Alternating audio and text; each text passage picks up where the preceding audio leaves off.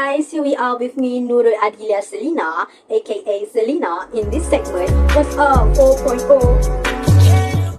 So, in this segment, I want to share to you guys a story that I think bizarre and unique that happening in my life at Singapore.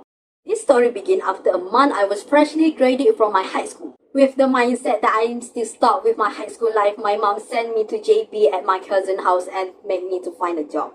At JB, my cousin showed me around Singapore and taught me how to use public transport, passing the custom and the local currency. Then my cousin just talked to me with her Singapore accent like, hey, tomorrow you go Singapore alone you go find part-time job at there And then I'm just like, huh? Alone Then finally I agree because I can't say no even though I seriously super duper scared, but my cousin is much scarier. The next day, I waking early and left around 7. I take a grab to CIQ JB Central and taking a bus to Singapore Custom. Thanks to my cousin for bought me this EZ-Link card, so I just tap and don't need to pay cash. EZ-Link card are the same like Touch 'n Go and can be used to access all public transport in Singapore. I actually went a lot of places by my own feet, okay? But many of them I forgot because I just walking blindly with no idea in my mind. I remember the Wisma Ultra Mall, Marina Bay Sands, Ion Orchard, Orchard Road, and of course Merlion Park. But my favorite location is Vivo City. Vivo City has a mall, but my favorite part is the Sky Park, where you can relax while watching a ferry at the Harbourfront Centre and feeling the sea breeze. There are greater recommended healing spots. You may walk across the waterfront to Sentosa Island, where Universal Studios Singapore is located, about 15 minutes from the ferry departure Harbourfront. The Sentosa Boardwalk provide a moving walkway, but I prefer walking because it is more relaxed and chill. When I arrived, I saw a lot of foreigners, but I could just wash my eyes because the entry fee was ridiculously costly. And on my way back, I noticed a large crowd sitting beside Sentosa Island Bay, waiting for something. So I asked this one stranger and he told me that he would have a show here at 8 p.m. So I'm curious what will happen. Then I wait until the time comes. You guys never believe what I saw.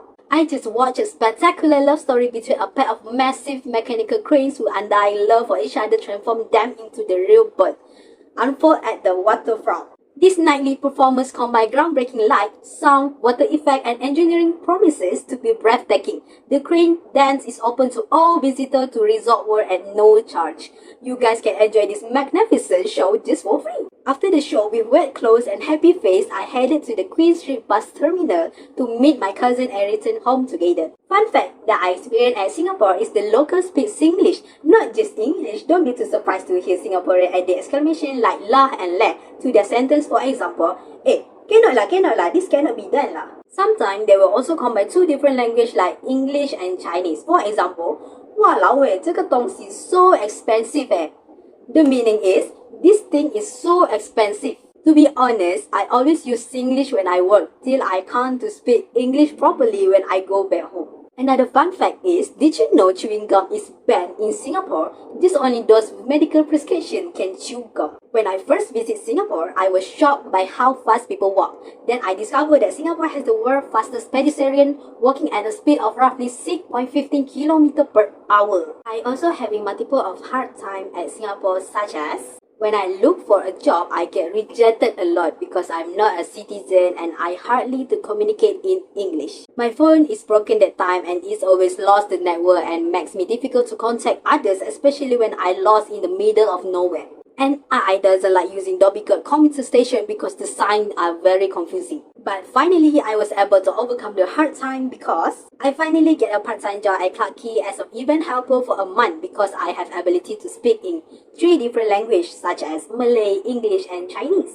These are my first salary and it was $40 per day. I keep it because it was my big achievement in my life and I very cherish it. And when I lost, I will calmly find any bus station because I know the bus will connect to any LRT because my guidance is LRT station. Conclusion is, at first, I never believed myself until right now because I passed that day on my own. Even if you think it's impossible, but put a trust in yourself to make it as possible as you can. Because there will always have even a tiny ways to achieve it, and always remember, create your own opportunity. So, just believe in yourself, even if you don't pretend that you do, and at some point, you will. That day is a very unique and bizarre thing I ever done in my entire life.